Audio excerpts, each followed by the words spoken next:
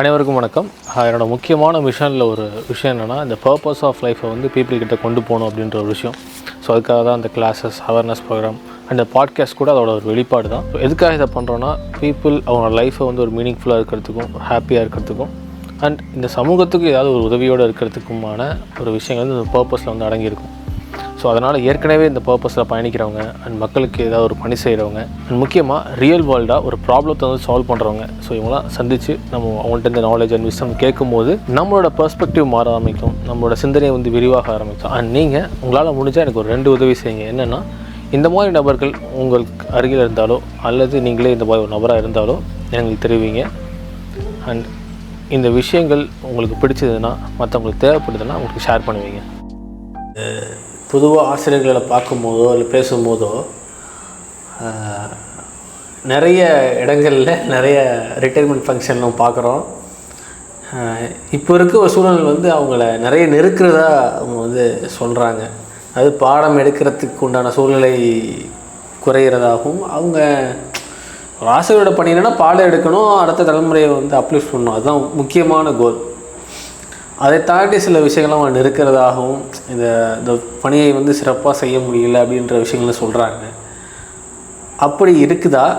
And ஏதாவது சில விஷயங்கள் உங்களோட பணிக்கு சிரமமாக இருக்க விஷயங்களை நீங்கள் சொல்ல விரும்புகிறீங்களா? உண்மைதான். இதை வந்து சொல்கிறதுக்கு வந்து அவங்க வந்து உயரதிகாரிகள் வந்து ஒரு ஃப்ரேம் பண்ணுறாங்க, இந்த காலத்திற்கான கல்வி முறை எப்படியாக இருக்கணும்னு. இப்போ நாங்கள்லாம் வந்து பழைய இருக்கிறத இருக்கிறோம். இப்போ இருக்கிற பிள்ளைங்க பாருங்கள், டேப்பை கொடுத்தோன்னே நவுத்துது. புரியுதுங்களா? அப்போ அதுக்கு அது ஈஸியாக இருக்குது, எங்களுக்கு சிரமமாக இருக்குது. இப்போ அப்டேட் பண்ணிக்க வேண்டியவங்க யார்? ஆசிரியர்களா? யார்? ஆசிரியர்கள். அப்போ ஆசிரியர்களுக்கான இதை கொடுத்துட்டா, எங்களுக்கு அந்த திறமை இருந்துச்சுன்னா இந்த பிள்ளைகளை ஈஸியாக டேக்கிள் பண்ணிட்டு போயிடும். அவங்க அப்படி தான் ஃப்ரேம் பண்ணியிருக்காங்க. இதில் என்ன ஒரே ஒரு இடர்கள் அப்படின்னா, அதை நான் சொன்ன எடுத்துக்காட்டு தான் இதுதான். ஏபிசிடி ஒரு பிள்ளைக்கு ஆனால் அவனாவை கத்துறோம், ஒரு பிள்ளை ஒரு நாள். அவங்க வந்து இப்படித்தான் இந்த 7 நாளுக்குள்ளே இந்த ஒரு அழகை முடிக்கணுன்றாங்க. அதை வந்து எங்களை சில நேரங்களில் வந்து செய்ய முடியாமல் போகும். அது ஒரு சின்ன இதுதான், கொஞ்சம் அது வந்து ட்ராபேக் தான். ஆனால் எனக்கு வந்து இந்த இப்போ வந்து அந்த எல்சிடி ஸ்க்ரீன் மாதிரி இருக்குல்ல தம்பி, அது என்ன ஸ்க்ரீன்? அது அந்த ஸ்மார்ட் கிளாஸ் பண்ணுறாங்க. என்னை பொறுத்த வரைக்கும் இது தொடக்க கல்விக்கு வந்து இந்த மாதிரி ஸ்க்ரீன் வச்சு நடத்துகிறது வந்து சில இதுக்கு வந்து விஷுவலைஸ்டாக பிள்ளைங்க பார்க்க பிரியப்படுதுங்க. ஏன்னா இப்போ அதுக்கு செல்லை ஒட்டியே வளர்ந்துருச்சுங்க. அதனால் அதுங்களுக்கு செல் இல்லாமல் நம்ம எத்தனை சார்ட்ஸை கொண்டு போனாலும் இப்படி கூட பார்க்க மாட்டாங்க. இப்போ எல்சிடியை டிங்குன்னு இப்படி பார்க்குது, அதில் ஓடுறத பார்க்குது, ஒடியாடுறத பார்க்குது. ஆனால் அதை ஒரு குறிப்பிட்ட நேரம் நம்ம எடுத்துகிட்டு இப்போ நாங்கள் சொல்லித்தரோம், அதை என்ன செய்யுது, கவனிக்குது. இப்போ கரெக்டாக இந்த காலத்திற்கான பாடத்திட்டத்தை தான் அவங்க ஃப்ரேம் பண்ணியிருக்காங்க. அதில் எல்லாம் மாற்று கருத்து கிடையாது. ஆனால் இன்னும் கொஞ்சம் எங்களுக்கு நேரம் பத்தல். அந்த நேரத்தை அவங்க இன்னும் கொஞ்சம் நாள் இந்த பாடத்திற்கு இப்போ ஒரு 4 மாதத்திற்கு ஒரு 6 அலகு கொடுத்துருக்காங்கன்னா அந்த ஸ்பீடில் எங்களால் போக முடிய மாட்டேங்க. ஒரு கடைசி ஒரு அலகு வந்து கொஞ்சம் ரொம்ப ஃபாஸ்ட்டாக முடிக்கிற மாதிரி அவங்களுக்கு புரிந்ததோ புரியலையோன்ற மாதிரி இருக்குது. அது கொஞ்சம் சிரமமானது. கொஞ்சம் அலகுகளை குறைச்சிட்டு இதுக்குள்ளே இதை முடிக்க முடியும் அப்படின்னாக்கா ரொம்ப சந்தோஷமாக இருக்கும். இப்போ நீங்கள் கேட்டது தான் உண்மை. கொஞ்சம் நேரம் எங்களுக்கு கொடுத்தா இன்னும் சந்தோஷமாக நாங்கள் எடுப்போம். இன்னொன்று, எங்கள்கிட்ட வர அதிகாரிகள் சந்தோஷமாக வரணும்னு ஆசைப்பட்றேன். எப்படின்னா, இதை நான் சொல்லிக்க விரும்புகிறேன். பிள்ளைகள் எங்கள்கிட்ட அவங்க எதிர்பார்க்கிறது என்ன? பிள்ளைகள் படிக்கணும்னு தானே எதிர்பார்க்குறாங்க, படிப்பாங்க. எப்படின்னா, ஆசிரியர் சிரித்த முகத்தோடு போகும்போது பிள்ளைகள் படிப்பார்கள். கொஞ்சம் நாங்கள் வந்து கேட்டால் உடனே ஆசிரியர்கள் சரிங்கள் அப்படின்னு சொல்லிட்டு ஈன்னு சிரிக்கலாம் முடியாது. அந்த அகம் மலர்ந்து அவர்கள் போக வேண்டும் என்றால் அவர்கள் வந்து மனசு தெளிவாக இருக்கணும், சந்தோஷமாக இருக்கணும். அப்படி ஒரு கல்வியை வந்து அவங்களுக்கு கொடுக்கணும் நாங்கள். அப்போ எங்கள்கிட்ட வராது என்ன, அதிகாரிகள் எப்படி இருக்கணும், சிரித்த மாதிரி வர வேண்டும் என்பதை நான் உள்ளார்ந்த ஒரு இதை வந்து விருப்பத்தோடையும் ஒரு வேண்டுதலாகவும் கூட இதை வைக்கிறேன் நான். ஏன் அப்படின்னா அவர்கள் ஒரு அதிகாரமாக வரும்போது எங்கே என் பிள்ளைங்க எதுவும் சொல்லாமல் போயிடுமோங்கிற ஒரு பயம் இருக்குது இல்லைங்களா. அவர்கள் குழந்தைகளை அந்த காலத்தில் வர்ற சிஓவாக இருக்கட்டும், டிஓவாக இருக்கட்டும், யாராக இருந்தாலும் குழந்தைகளை அன்போடு தான் கேட்டாங்க. என்னம்மா ஓகே ஓகே பார்த்துங்க அப்படின்னு சொல்லுவாங்க. ஏன்னா அவங்களுக்கு தெரியும், அவர்களுக்கு தெரியாதது கிடையாது. அவர்கள் எல்லாம் படிச்சுட்டு தானே வர்றாங்க, கண்டிப்பாக தெரியும் யாரை எப்படி கேட்கணும்னு. ஆனால் இப்போ கொஞ்சம் கடினமாக இருக்கிற மாதிரி ஒரு ஃபீல், ஒரு பயத்தை அவங்கள வந்தாலே அஞ்சு நாங்கள் நடுங்கக்கூடாது. அந்த நடுக்கம் இல்லாத எங்களையும் அவர்கள் சிரித்த முகத்தோடு அவர்கள் ஒரு வேலை வாங்கும்போது நாங்களும் அதே சிரித்த முகத்தோடு செல்லும்ல, எந்த மாற்று கருத்தும் இல்லை. இதை உங்களுக்கு நான் இந்த நேரத்தில் இதை பதிவிலும் பதிவாக செய்கிறேன். ஏன் அப்படின்னாக்கா இது கண்டிப்பாக எல்லோரும் நாங்கள் விரும்புகிறது அதுதான். ஏன்னா எந்த இடத்துலையும் நாங்கள் கஷ்டப்பட்டுட்டு போய் செய்யக்கூடாது. அது அது நல்லபடியாக நாங்களே ரெஸ்பான்சிபிலிட்டி எடுத்துகிட்டு செய்கிற அளவுக்கு அவங்களுக்கு அந்த ஒரு பயந்து போயும் நெருக்கடியோடைய நாங்கள் செய்யப்படாது. அப்போ அகமுகம் மலர அந்த குழந்தைகள்கிட்ட நாங்கள் போகணுன்னு சொன்னாக்கா எங்களையும் அப்படி வழி நடத்த வேண்டுமாக அன்போடு கேட்டுக்கொள்கிறேன், இல்லைங்களா? ஓகே. இல்லை, நான் எதுக்கு கேட்டேன்னா அந்த கேள்வி என்னென்னா, சாதாரண இப்போ 9th 10th குழந்தைங்களை எடுத்து பார்க்கும்போது நிறைய கான்செப்ட்ஸ் இருக்குது. நான் ஒரு ஸ்கூலில் கூட போய் பதிவு பண்ணேன். என்னென்னா, நிறைய குழந்தைகள் இது ஆங்கில வழியில் படிக்கிறாங்க இல்லையா, அவங்க என்ன பண்ணுறாங்கன்னா இந்த கான்செப்ட்லாம் அப்படியே மனப்பாடம் பண்ணுறாங்க, கான்செப்ட் புரியல. தமிழ் வழியில் படிக்கிறவங்களை பார்க்கும்போது இந்த கான்செப்ட் தமிழ் மொழியில் இருக்கிறதுனால கான்செப்டை புரிஞ்சுக்கிறாங்க, அவங்க போய் எழுதிடுறாங்க, அதை ஈஸியாக எழுதிடுறாங்க. இதனாலேயே ஆங்கில வழியில் படிக்கிற மாணவர்கள் ஒரு பயம் வந்துடுது. படிக்கிறாங்க, அப்போதைக்கு மண்டையில் இருக்குது, எழுத முடியல, ஏன்னா கான்செப்ட் அவங்களுக்கு புரியல, மக்கப் படிச்சிருக்காங்க. இப்போது என்ன ஏன் இதை கேட்டேன்னா, ஒன்று தமிழ் வழி கல்வி தான் நம்ம ஊருக்கு, தமிழ்நாட்டில் தமிழில் தாய்மொழியாக கொண்டவங்களுக்கு தமிழ் வழி கல்வி தான் சிறந்தது நான் பார்க்குறேன். ஏன்னா தாய்மொழி தான் நான் சிந்திக்கிறேன், என்னோடய கற்பனைகள்லாம் அதில் தான் இருக்குது. நான் அதை ஈஸியாக எக்ஸ்ப்ரெஸ் பண்ணிடுவேன், எழுத்து மூலியமாகவோ பேச்சு மூலியமாகவோ. ஆங்கில வழியில் படிக்கும் போது இந்த ஒரு சிரமம் இருக்குது. என்னென்னா அந்த கான்செப்டே முதல்ல எனக்கு புரியல, என்னோடய கற்பனையை எக்ஸ்ப்ரெஸ் பண்ணுறதுக்கு எனக்கு ஒரு லாங்குவேஜ் இல்லை. ஆங்கிலத்தில் நல்லா பண்ண முடியாது, அது பிழை இருக்கும், எழுதவும் முடியாது. இதை சரியாக பண்ணுறவங்களுக்கு நான் சொல்லலை, ஆனால் மெஜாரிட்டியாக இது ஒரு போர்ஷன் விட்டு போன மாதிரியே இருக்குது. நான் அந்த ஒரு கல்வி சூழலை நான் பார்க்குறேன். ஆங்கில வழி போய் இப்படி நம்ம கற்பனை வளமும் குறைஞ்சிருது. நினச்சி பாருங்கள், 18 வருஷமாக ஒருத்தர் கற்பனையே பண்ணாத ஒரு சூழல் இருந்ததுன்னா அவர் எதை போய் உங்கள் வெளியே புதுசாக படைச்சிட முடியும்? இதே கற்பனை வளத்தோடு இருக்க ஒரு ஆள் 18 வருஷமாக ஒரு கூர்த்திட்டி சிறப்பாக வெளியே செஞ்சிருவார். இதை நான் ஒரு விட்டு போனதாக பார்க்குறேன். நீங்கள் அதை எப்படி பார்க்குறீங்க? உண்மைதான். ஏன் அப்படின்னு சொன்னாக்கா, தாய்மொழியில் கல்வி கற்கிறதுங்கிறது வீரம். அவனுக்கு அனைத்து திறன்களும் அதில் கிடச்சிடுது. ஆங்கில மொழியில் கல்வி படிக்கும்போது ஆங்கிலம் மட்டுமே அவனுக்கு தெரிந்தவனாகிறானே ஒழிய அனைத்து திறன்களையும் அவன் என்ன செய்கிறான், ஓரம் கட்டி வைக்கிறான். இப்போ ஒரு குழந்தைக்கு ஒரு பாட்டு சொல்லித்தரோம், மலையே மலையே வா வா மண்ணில் இறங்கி வா வா அப்படின்னு சொல்கிறது எப்படி இருக்குது? ரெயின் ரெயின் கோகவே கம்மகை நனதர் டே. இதை நீங்கள் பாருங்கள் எப்படி இருக்குது. அந்த பிள்ளைக்கு என்னன்னே தெரியாமல் ஏன் ரெயினை போய் போ சொல்கிறாங்க, நாளைக்கு வா வா சொல்கிறாங்க, இதுக்கு கூட அதுக்கு அர்த்தம் தெரியாது. அப்படி தான் சொல்லித்தராங்க. இப்போ நம்ம பொழப்போம் அப்படி தான் இருக்குது. நினச்சி பாருங்கள், ஆங்கில மொழியில் கல்வி கேட்கிறவனுக்கு சரியான பின்புலம் வேண்டும். அவர்கள் அம்மா ஆங்கிலம் தெரிந்தவர்களாகவும் அவனோடு சரளமாக அந்த வீட்டில் பேசுபவராகவும் இருக்க வேண்டும். அப்படி இருந்தால் மட்டுமே ஆங்கில வழி கல்வி சாலச் சிறந்தது. எப்படின்னாக்கா, இப்போ ஒரு வெளிநாட்டில் இருக்கிறாங்கன்னு வச்சுக்கோங்களேன், அவங்க அந்த வெளிநாட்டில் போய் எல்லாமே அவங்க இங்கிலீஷாகவே மாறிக்கிறாங்க. அப்போ அந்த பிள்ளை ஆங்கில வழி கல்வியை எடுத்துக்கலாம், தப்பு கிடையாது. ஆனால் இங்கே தமிழ்நாட்டில் இருக்கிற பிள்ளைங்க தமிழ் வழி கல்வி எடுக்கிறது ரொம்ப சிறந்தது. இதை எடுத்துக்கிட்டாங்கனாக்கா அவங்க எந்த வெளிநாட்டுக்கு போனாலும் 2 வருஷத்தில் கற்றுக்கும். 2 வருஷம் கூட அதிகபட்சம் 2 வருஷம், 1 இயர் தான் உங்களுக்கு. அப்போ நீங்கள் ஒன்று நினச்சி பாருங்கள், நம்ம 18 வருஷமாக பேச தெரிலன்னு நினைக்கிறத விட எங்கே இருந்தாலும் நம்மளால் முடியும்னா அந்த தாய்மொழி அத்தனை வீரத்தையும் அத்தனை கற்கும் திறனையும் கொடுத்து விடும்.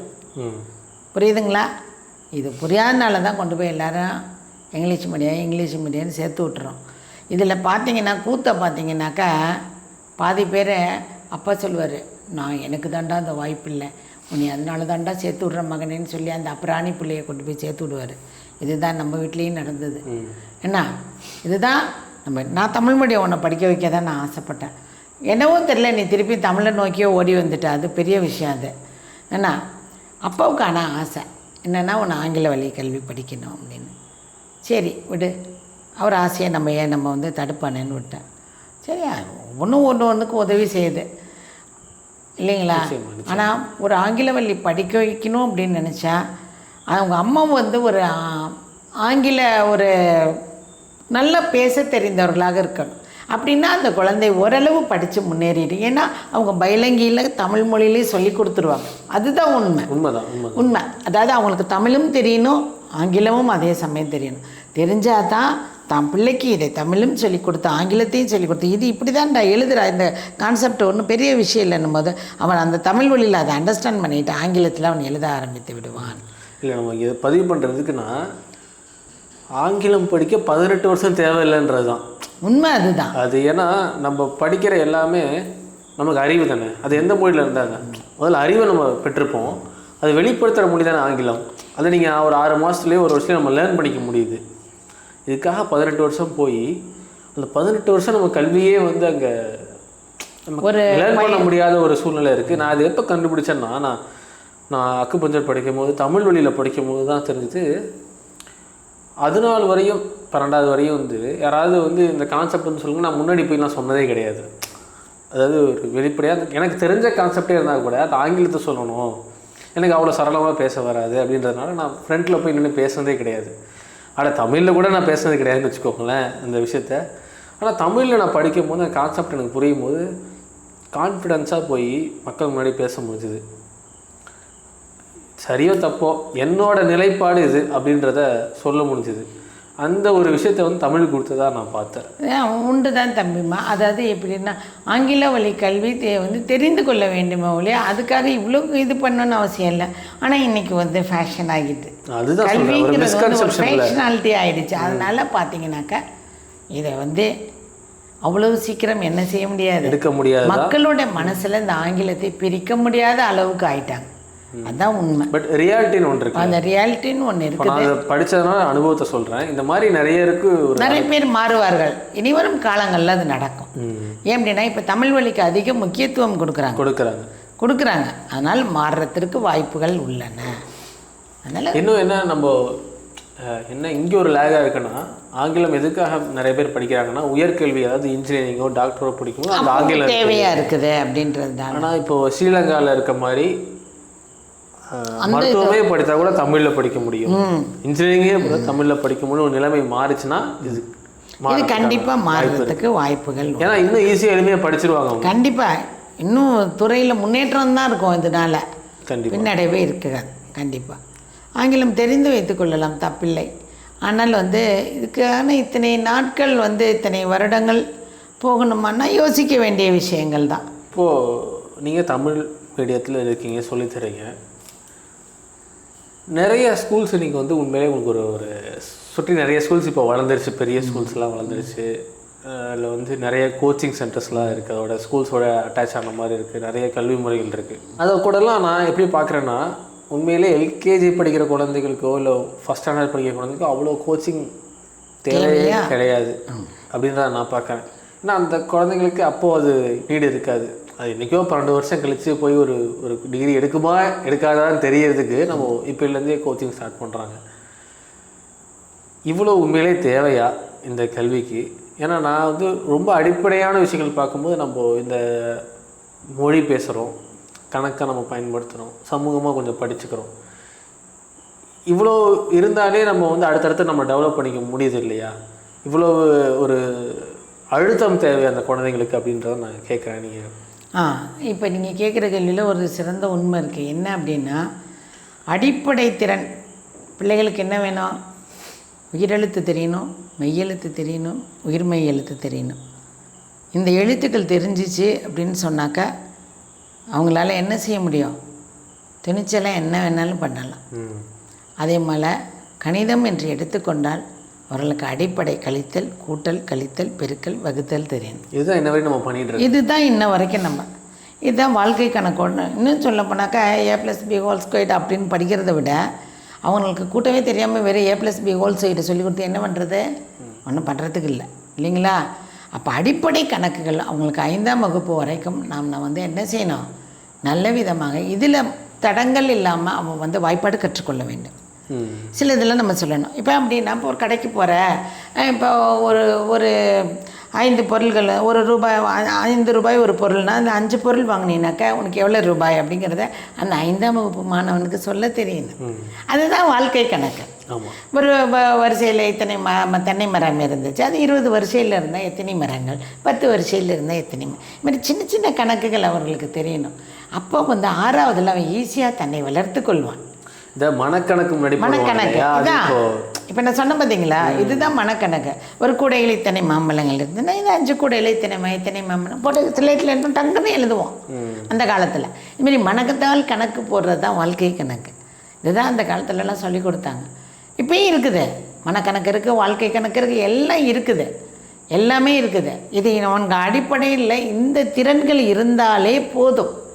இதை தாண்டி தாமரையாக இருக்கட்டும் மற்ற எந்த பள்ளிக்கூடமும் எதையும் சொல்லிக் கொடுக்க போகிறதில்லை.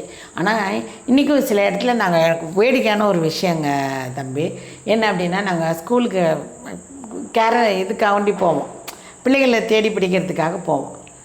உங்கள் பள்ளிக்கூடத்தில் கோச்சிங் சென்டர் இருக்கா?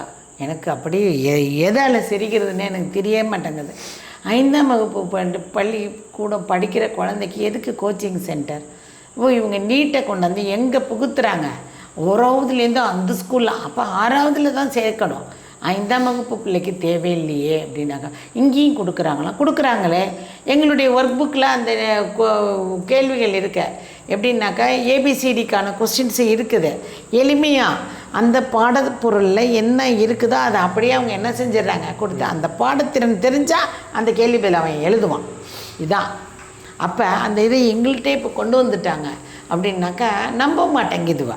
இல்லை நீட்டுன்றது இன்னும் இந்த 18 வருஷம் நீங்கள் படித்த அந்த சயின்ஸாக இருக்கலாம், சோஷியலாக இருக்கலாம், அந்த கல்வி தானே வரப்போகுது. இதுலேருந்து என்ன மாற்றம் ஆகிடப்போகுது? இதுலேருந்தே மாற்றம் ஆகிடப்போகுதுனாக்கா தம்பிம்மா, இப்போ இருக்கிற கல்வியை நம்ம படித்ததை வச்சு ஒட்டி அவங்க நீட் கல்வியில் அவங்க தேர்ந்தெடுத்து எடுத்தாக்கா கண்டிப்பாக மாற போகிறது கிடையாது. இப்போ திடீர்னு உனக்கு சிலப்பதிகாரத்தில் ஒரு கேள்வி கேட்டாங்கன்னு வச்சுக்கோங்களேன், அந்த சிலம்பு நீ படிச்சிருப்ப, எப்பயோ ஒரு இடத்துல படிச்சிருப்ப, அந்த விடை வந்து சில சமயம் ஆசிலேஷனாக இருந்தால் தடுமாறிடும் இல்லைங்களா? இப்போ இந்த நீட்டுங்கிறது அதைத்தான் குறிக்கிது. யாரோ ஃப்ரேம் பண்ண இவங்க எப்படி சொல்கிறாங்க அப்படின்னாக்கா, உனக்கான அறிவு என்னங்கிறத படின்னு சொல்லிவிட்டு அவங்களுக்கான அறிவை எடுத்து கொடுக்குறாங்க. ஒரு ஃப்ரேம் பண்ணது யார்? இங்கே படித்த பிள்ளைங்கள்லாம் சேர்ந்து ஃப்ரேம் பண்ணி கொண்டு வராங்களா? யாரோ எடுக்கிற ஒரு கேள்விக்கு நாம் அவ்வளோ 1,00,000 பேர் நீங்கள் பதில் சொல்லிகிட்டு இருக்காங்க. அப்போ பாவமாக இருக்குது. எப்படின்னா இவங்க அப்படியே உருட்டி 18 வருஷம் படித்தது இல்லாமல் அப்புறம் மண்டையை போட்டு பிராண்டிக்கிட்டு படித்து அதுக்கு ஒரு கோச்சிங் சென்டர் வச்சு ரொம்ப கஷ்டமாக இருக்குது. அதெல்லாம் பிள்ளைங்க படிக்கிறது ஏன் அப்படி இவ்வளோலாம் தெரிஞ்சு ஒரு ஒரு ஒரு இடத்துல நடக்கிறத சொல்லவே முடியல. கஷ்டமாக தான் இருக்குது. பிள்ளைகள் படுற பாடு வந்து அப்படி இருக்குது. அப்போ இந்த நீட்டுன்னு ஒன்று இல்லாமல் போனாக்கா இது எதையுமே இல்லை. அவங்க திறனுக்கேற்ற கல்வி திறனுக்கேற்றவாறு அவங்க என்ன செஞ்சுக்குவாங்க, பிடிச்சி அடித்து போயிட்டே இருப்பாங்க. அப்படித்தானே நடந்துச்சு காலகாலமாக. நமக்கு போதும், அந்த இது போதும், அந்த இதில் நம்ம மைல்கல்லாம் வச்சு போயிட்டு இருந்தால் போகிறோம். அப்புறம் இப்போ ஒரு உன்னை வளர்த்து கொள்கிற தகுதி நம்ம தனிப்பட்ட ஒரு மனுஷனுக்கு இருக்கும்போது அவன் எதுக்கு அவன் யாரோ எழுதுகிற கல்விக்கு பதில் எழுதிட்டு இருக்கணும்? இப்போ நம்ம ஒரு கேள்வி கேட்டோம்னால கல்வி ஃப்ரேம் பண்ணவங்களால சொல்ல முடியுமா? ஏன் கேள்விக்குள்ளே ஒரு மனசு கேள்வி இருக்குது. இந்த கேள்விக்கு நீட்டுக்கு ப்ரிப்பேர் பண்ணுற ஒரு ஆசிரியர் இருக்காருன்னே வச்சுக்கோங்க, அவரால் சொல்ல முடியுமா? கம்ப்யூட்டர் ஜின்னு அவர் அடிப்பார். புரியுதுங்களா? அப்போ எப்படி இருக்கும் பதில்? எல்லா கேள்விக்கும் அவங்களால பதில் சொல்லிட முடியுமா? ஏன்னா அவங்களும் புத்தகத்திலேருந்து தான் எடுக்கிறாங்க. ஏதோ ஒரு புத்தகம் அதான். அப்படி ஏன் எதற்காக அப்படின்னு நீங்கள் நல்லா நினச்சி பாருங்கள். இது தேவையில்லாத ஒன்று தானே. 18 வருஷம் அவங்க தெரிஞ்சு படிச்சுட்டே வராங்க, அவ்வளோதான். அது போதும் அதுக்கான கல்வி. நீ காலேஜ் முடித்தோன்னே அந்த காலேஜ் முடித்ததை பற்றி நீ வேணா ஒரு டெஸ்ட்டு வை, அதில் அவங்களுக்கு முடிச்சுட்டு அவங்க போயிட்டே இருக்கட்டும், போதும். ஒரு சின்ன டெஸ்ட்டு, யார் முன்னாடி இருக்கா யார் பின்னாடி இருக்கானோ நம்ம அவங்கள தேர்ந்தெடுக்கிறதுக்கான ஒரு வழி. இன்னும் நீங்கள் அவங்கள நேரில் கூப்பிட்டு இன்டர்வியூன்னு வைக்கிறீங்க, ஃபில்ட்ரு பண்ணுறீங்க, அது பத்தாதா? அவங்க எடுத்துருக்கிற மார்க்குங்கிறது வந்து அப்போ அந்த மார்க்கு மேலே அந்த மதிப்பு மேலெல்லாம் உங்களுக்கு எந்த நம்பிக்கையுமே இல்லையா? அப்போ நீ வாழ்க்கை பூரா எந்த டெஸ்ட்டுமே வைக்காத, நேராக நீட்டுன்ற ஒரே டெஸ்ட்டை வை. படித்து முன்னேறவங்க இப்போ வாழ்க்கை பூரா இதான் ஒரு வேலை நடந்துகிட்ருக்கு. அதாவது சில ஸ்கூல் இன்றைக்கி 8th அதுக்கான கோச்சிங்ஸ்லாம் ஆரம்பிக்கிறாங்க. இது அப்படியே லைட்டாக டச் பண்ணிகிட்டே இருக்காங்க. ஆமாம், அப்படியே கொடுத்துக்கிட்டே 50 கேள்வி 100 கேள்வி இப்படியே கொடுத்துட்டே தான் வர்றாங்க. இதை வந்து அவங்க வந்து என்ன செய்கிறாங்க அப்படின்னாக்கா, படித்து ஒரு இது மாதிரி எழுதி அவங்க அதுக்கான ஒரு இது கொடுத்துக்கிட்டு இருக்காங்க. அப்போ இதெல்லாம் பாருங்கள், பாவமாக தான் இருக்குது. அந்த பிள்ளைங்களுக்கு ஒரு ஓய்வுங்கிறதே இல்லாத இருக்குது. இப்போ சொன்னீங்க பார்த்தீங்களா, ஒரு பையன் வந்து ட்ரீட்மெண்ட்டுக்காக வரான்.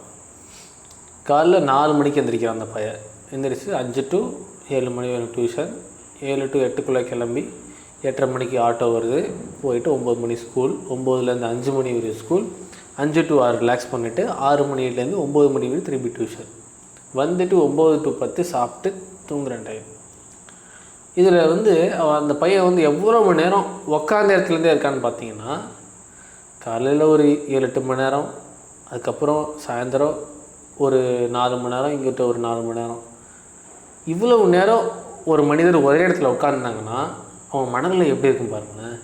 ரொம்ப பாவம் அந்த குழந்தைகள்லாம் படுற பாடு. இப்போ நம்மளாலே உட்கார முடியாது, நமக்கே ஒரு ஸ்ட்ரெஸ் ஆயிடுவோம் நம்ம. அப்போ அந்த சின்ன வயசில் ஓடி ஆடுற வயசில் அதுதான் நான் சொல்கிறேன், அவங்களுடைய சிலபஸை குறைக்கணும். மெயின் வந்து அதுதான். மார்க் வந்து 5 பாடம் எடுத்தாலும் 500க்கு 500 தான். நினச்சி பாருங்கள், 5 பாடம் சிலபஸை தாண்டி இங்கே டியூஷன் ஒன்று, அது அதை விட கொடுமையா. அது மார்னிங் அண்ட் ஈவினிங் டியூஷன் ஒன்று வச்சிடறாங்க இல்லையா? இதுக்கு பெற்றோருக்கு அந்த அளவுக்கு சொல்லித்தரவோ அவங்களுக்கு பின்புலமாக நிற்க முடியாத பட்சத்தில் என்ன பண்ணிடுறாங்க, டியூஷனில் போய் படிச்சுட்டு வாப்பா அப்படின்னு சொல்கிறாங்க. அந்த டியூஷனில் சொல்லித்தரவங்க அவங்களும் சக்கையாக புழிஞ்சு அந்த பையன் ராத்திரி வந்து தூங்கும்போது இவன் பிரெயின் எப்படி துவைச்சி சர்ஃபெக்சல்ஸ் பவுடர் போட்ட மாதிரி எப்படி இருப்பான் அந்த பையன், எப்படி ஒரு அந்த ட்ரையாக இருப்பான் கண்டிப்பாக. அந்த பையனுக்குன்னு ஒரு விளையாட்டு எதுவுமே இருக்க மாட்டேங்குது. அவன் அப்படியே அந்த 10th காலை வச்சுட்டான்னா 9th அவனை போட்டு புழிஞ்சு 12th அவனை ஒரு வழியாக்கி கொண்டு வந்து வெளில விடுறாங்க. இந்த நிலைமை மாறணும். பிள்ளைகள் வந்து 9th தாராளமாக படிக்கலாம், 10th ஒரு வருஷம் கஷ்டப்பட்டுக்கலாம், தப்பில்லை. 11th சந்தோஷமாக படிக்க வைக்கணும். +2 அவங்களுக்கு இன்னும் கொஞ்சம் சிலபஸை குறைக்கணும், குறைச்சி 10th குறைக்கணும். அவங்க வந்து இப்போ எப்படி இவங்க நீங்கள் ஒரு விஷயம் கவனிச்சிங்கன்னா இருக்கும் என்ன அப்படின்னா, இப்போ எங்களுக்கெல்லாம் முதல் பருவம் 2ஆம் பருவம் 3ஆம் பருவம்னு வைக்கிறாங்க. 10th எப்படி வைக்கிறாங்க, ஹோல் புக்கு தானே வைக்கிறாங்க. ஆமாம், இப்போ மாற்றிட்டாங்கன்னு நினைக்கிறேன், மேபி எனக்கு தெரியல சரியா. நான் படிக்கும்போது ஹோல் புக்காக இருந்தது. ஹோல் புக்காக இருக்குதா? +2 எப்படி வைக்கிறாங்க, அதுவும் ஹோல் புக் தான் இருந்துச்சு. ஹோல் புக்கு தான் இருந்துச்சு. அப்போ அந்த மொத்த புத்தகத்தை அவங்க படிக்கும்போது அப்படியே ஒரு நைட்டுக்குள்ளே அவங்க புரட்டங்காட்டியும் மண்டை சூடாயிடும் நெருக்கி பார்த்தோம்னா. அப்போ அவங்களுக்கும் வந்து அதை என்ன செய்யணும், 3 இயலுக்கான பப்ளிக் எக்ஸாமாக வைக்க சொல்லுங்கள். முதல் பருவம் அதுக்கான ஒரு பப்ளிக் எக்ஸாம், 2ஆம் பருவம் அதுக்கான ஒரு இது, 3ஆம் அந்த 3 இதே அவங்க மார்க்கை இது பண்ணி அவங்க என்ன செஞ்சுக்கலாம், போட்டுக்கலாம். முதல் தடவை அவன் பப்ளிக் எக்ஸாம் எழுதும் போதே ஃபஸ்ட்டு பருவத்திலே அவன் என்ன ஆயிடுவான், ஸ்ட்ராங் ஆகிடுவான். 2ஆவதுல இன்னும் ஸ்ட்ராங் ஆகிடுவார். 3rd எழுதும்போது பயப்படாமல் எழுதுவான். எடுத்தோடனே பப்ளிக்னும் போது அவங்க குழந்தைகள் எப்படி ஆகிடுறாங்க, பயத்தோடு கூட எழுதுகிறாங்க.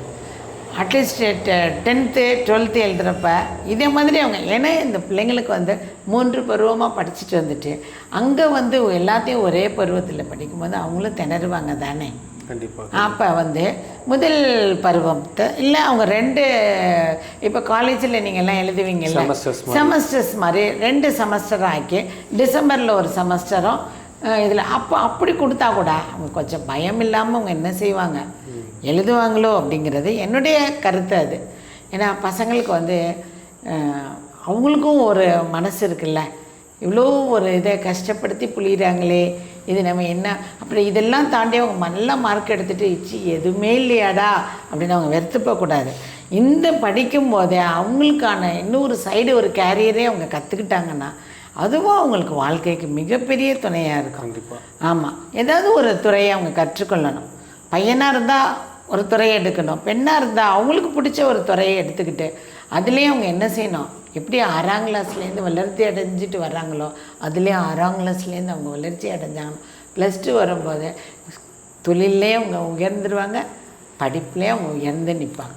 சொன்னது உண்மை தான். அதாவது எல்லா குழந்தைகளுக்குமே எல்லா பொட்டென்ஷியல்ஸ் இருக்குது. ஆமாம், அந்த பொட்டென்ஷியல் அவங்களுக்கு கண்டுபிடிச்சி கொடுக்கும்போது கண்டிப்பாக பிரைட் ஆகிடுறாங்க. ஆமாம், அந்த வேலையை தான் நம்ம வந்து முக்கியமாக செய்யணும். இப்போ ஒரு பிள்ளைக்கு இசை பிடிச்சதாக இருக்கும், ஒரு பிள்ளைக்கு வந்து பின்னல் பிடிச்சதாக இருக்கும், ஒவ்வொரு பிள்ளைக்கும்.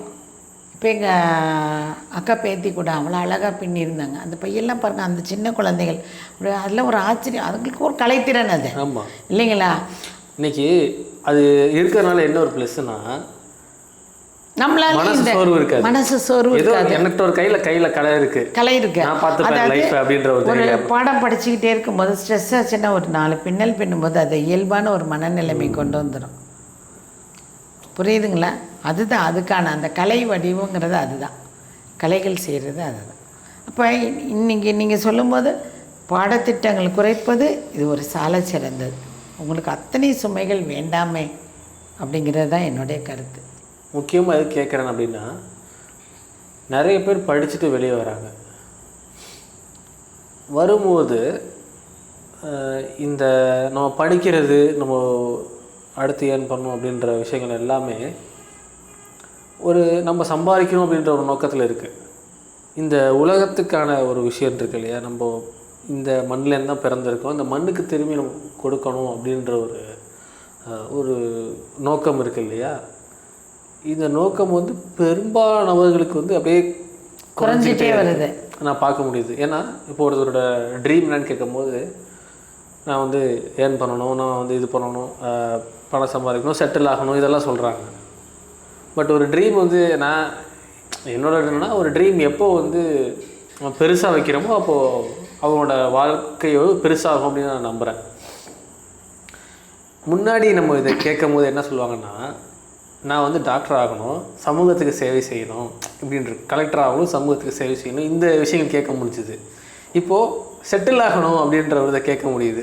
இது எப்படி நீங்கள் பார்க்குறீங்க இந்த டிரான்சிஷனை? நல்ல கேள்வி. இப்போ ஒரு 9th 10th 11th 12th இந்த மாணவர்களை நீங்கள் எடுத்துக்கோங்க, இல்லை ஒரு 6வதுலேருந்தே எடுத்துக்கோங்க. நீங்கள் போய் குழந்தைங்கள நீங்கள் என்ன ஆளுக்கு ஒரு இது சொல்லுவாங்க. ஒரு பையன் நான் அரசியல்வாதியாக கூட ஆகணும்னு ஆசைப்படுவான். ஆமாம், யாரோ வேணாலும் அதுக்கு ஆசைப்படுவாங்க. அவங்களுக்கெல்லாம் அவங்க வேலை கிடச்சோன்னே அந்த வேலையெல்லாம் இல்லாமல் போச்சா? இல்லை, அந்த வேலையெல்லாம் என்னாச்சு? அவங்க நினச்ச வேலையெல்லாம் என்னாச்சு? ட்ரீம் அப்படியே அவங்களுக்கு வந்து படுத்து போயிடுது.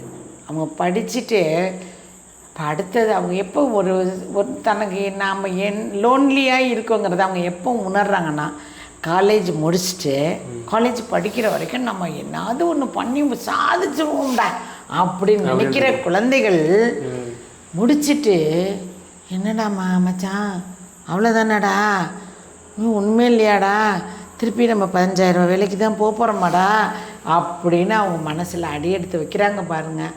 அங்கே தான் அவங்க தோற்று போகிறாங்க. அப்படி அவங்க தோற்கப்படாது. எந்த வேலையாக இருந்தாலும் என்னால் அதை செய்ய முடியும்னு நினச்சிட்டு உள்ள காலடி வைக்கிறவங்களால மட்டும்தான் இது இந்த வேலைன்னு கிடையாது. நான் இது படிச்சிருக்கேன் மச்சான், எனக்கு என்ன பண்ண ஒரு ஹிஸ்ட்ரி குரூப் எடுக்கிறேன், நான் இது சார்ந்து தான் நான் போகிறேன் அப்படின்னாக்கா அந்த இயலை நோக்கி அவங்க அப்படியே போயிட்டு ட்ராவல் பண்ணணும். அது வருமானம் கம்மியாக இருந்தாலும் பரவாயில்ல, அதை நோக்கி படும்போது அவங்க ஒரு உயர்ந்த இடத்துக்கு போவாங்க. ஆனால் சம்மந்தமே இல்லாமல் ஒரு ஆய்வகத்தில் போய் உட்காந்துட்டு மெடிக்கல் டெஸ்ட்டு பண்ணுறேன்னா அவங்களால காலத்துக்கும் ஜம்ப் பண்ணவே முடியாது. இதே ஒரு சயின்ஸ் குரூப் எடுத்து ஒரு நர்சிங் படித்தவங்க ஒரு மருத்துவத்துறையில் அப்படியே அவங்க உள்ளார போயிட்டே இருக்கணும். துறையை தேர்ந்தெடுத்து அந்த துறைக்கான வழியில் அவங்க பயணம் செய்தார்கள்னா கண்டிப்பாக முதல்ல ஆரம்பத்தில் எல்லாருக்கும், இன்னும் சொல்லப்போனால் நான் எல்லாம் டீச்சர் முடிச்சுட்டு நான் முதல்ல வேலைக்கு சேரும்போது எனக்கு 150 ரூபா சம்பளம். ஒரு 100 தாளும் ஒரு 50 தாளும் அப்போ 150 ரூபா கொடுத்தாங்க பாக்கெட் மணியை. எப்படி அப்படின்னு சொன்னாக்கா மாத சம்பளம். நாள் சம்பளம் இல்லை தம்பி, மாத சம்பளம். எப்படின்னா இதுக்கு நான் பூக்கார் தெரு வரைக்கும் நான் டப்புன்னு சைக்கிளில் மேய்ச்சின்னு போகணும். 8 கிலோமீட்டர் போயிட்டு பாடணும். எப்படின்னாக்கா அப்போ நிறைய பிள்ளைகள் இருப்பாங்க. ஒரு வகுப்பில் 60 பிள்ளைகள் இருக்கிறாங்கன்னு வச்சுக்கோங்களேன், 90 பிள்ளைகள் இருப்பாங்க. அந்த 30 பிள்ளைகளை தனியாக பிரிப்பாங்க. பிரித்து நீ இந்த வகுப்பறை எடுத்துக்க அப்படின்வாங்க. இதுக்கு ஒரு சிஸ்டர் இருப்பாங்க, தலைமை ஆசிரியர். அவங்க அந்த 30 பிள்ளைகளை நமக்கு கொடுக்குறாங்க. ஏன்னா ஒரு ஆசிரியரால் 90 பிள்ளைகளை பார்க்க முடியுமா?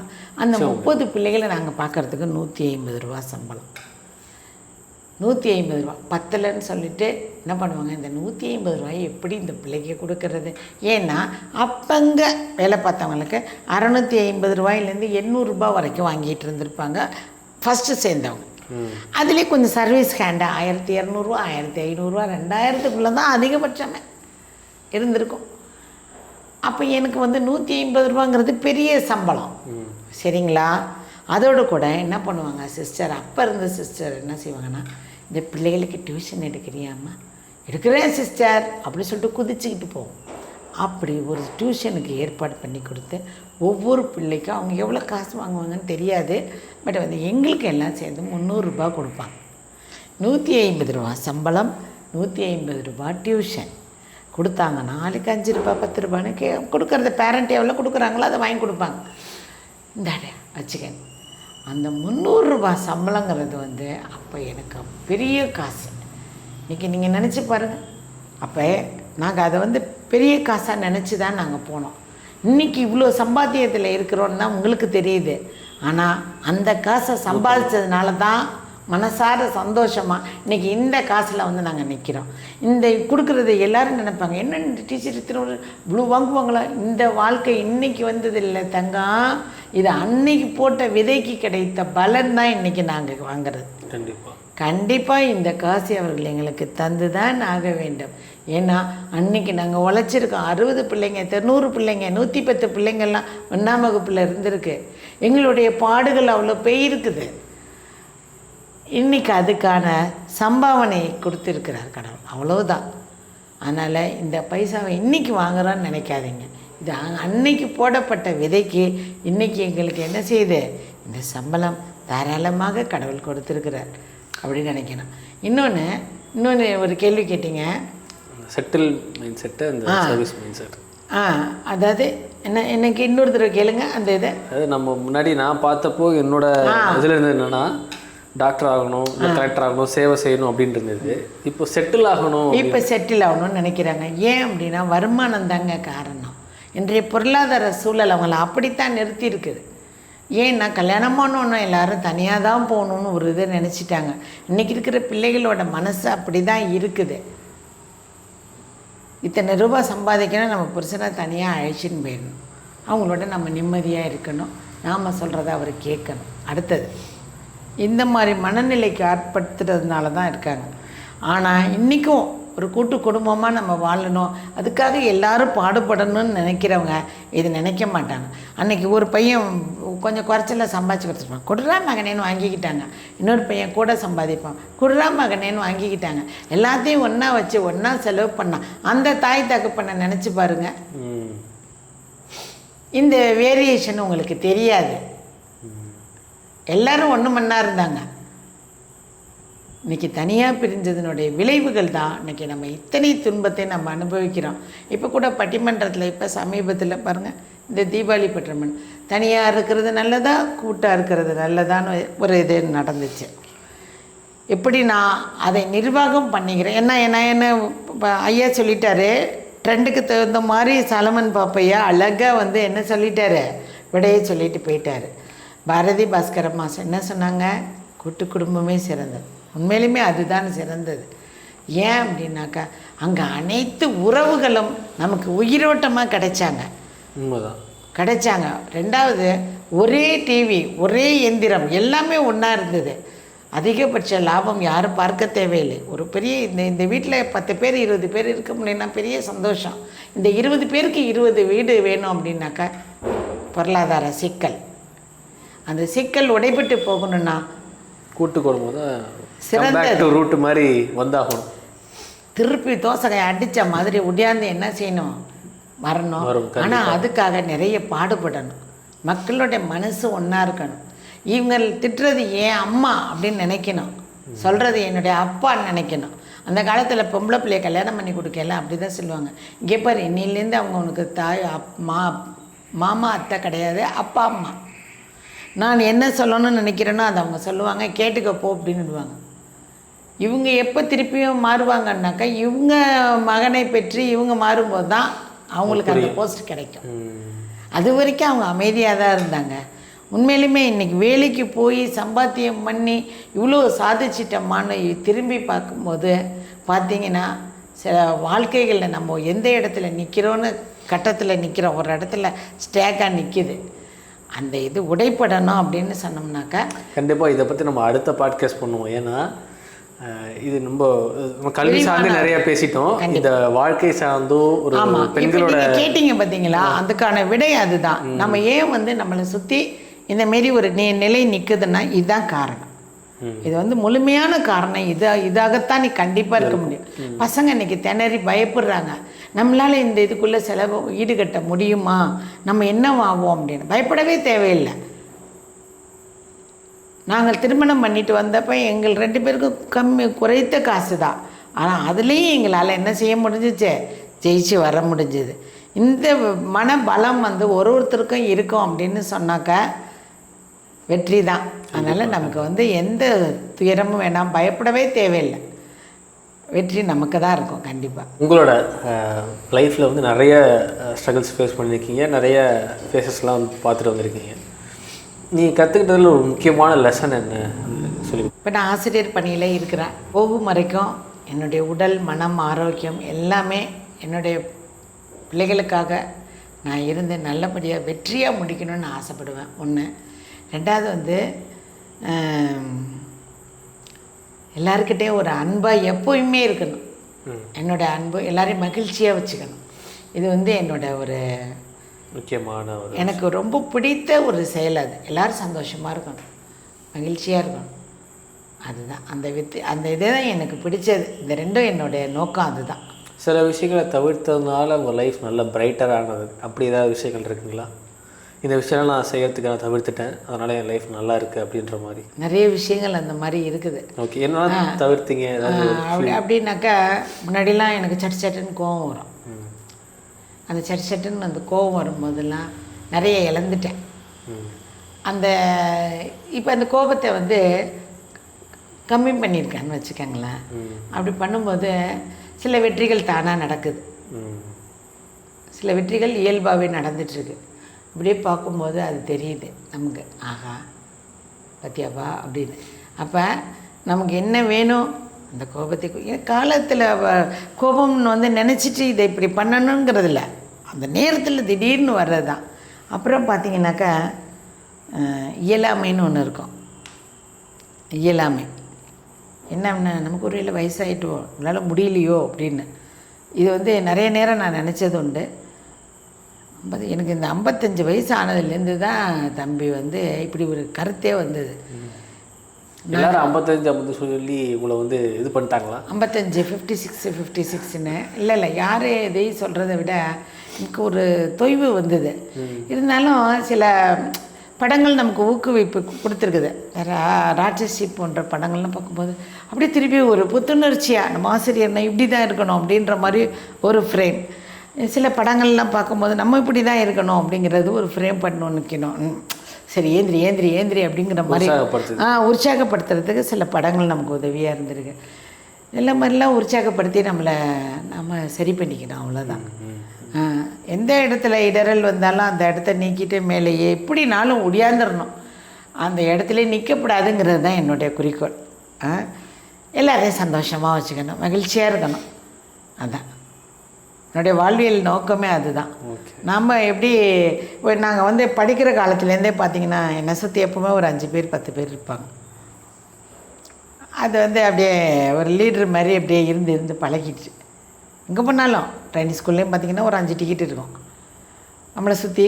அப்படியே பேச்சை கேட்டுக்கிட்டு கரம் ஏன்னா போயாது இல்லையா, அப்படியே பேசி பேசி பேசி பழகிட்டு அப்போ இங்கே போனாலும் அப்படி தான் ஆகி போயிடுச்சு. கொஞ்சம் வீட்டில் வந்தால் தான் சில சமயம் அது வந்து மாற்று கருத்தாக இருக்குதா தொய்வடையும்.